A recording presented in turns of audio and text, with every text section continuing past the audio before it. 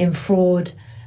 What's your kind of baseline targets for how much you expect to recover with the sorts of measures that you've announced today? And do you have any sorts of timeline to really close this rather substantial gap in what the US taxpayer should or to be receiving?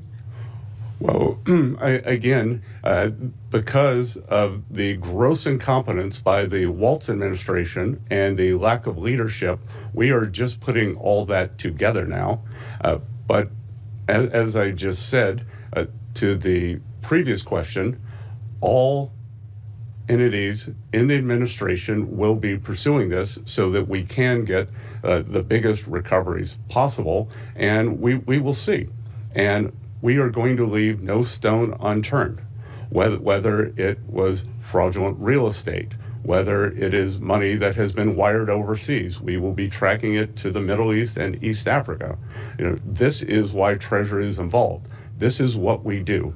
We track, we follow the money, and we intend to follow it as much as we can, prosecute the individuals no matter where they are, whether they are in the Minnesota government or they are sitting in East Africa. We will find them. Thank you. And I see Richard Escobedo with CBS has a question. Richard, please state your question. Thank you, Spencer, and thank you, Mr. Secretary, for doing this morning. I have two questions. I'm wondering if you can explain or elaborate on whether or not you've found any evidence that indicates taxpayer dollars have flowed directly to terrorist organizations. And then I do have a follow-up after that.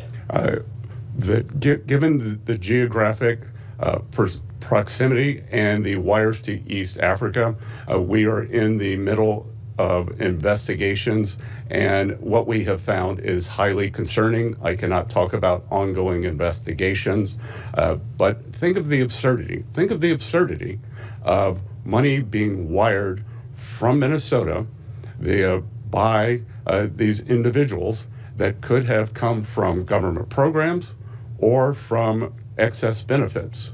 This should not be wired out of the country, and we are going to be cracking down on that. And then my second question is, you said on Fox last night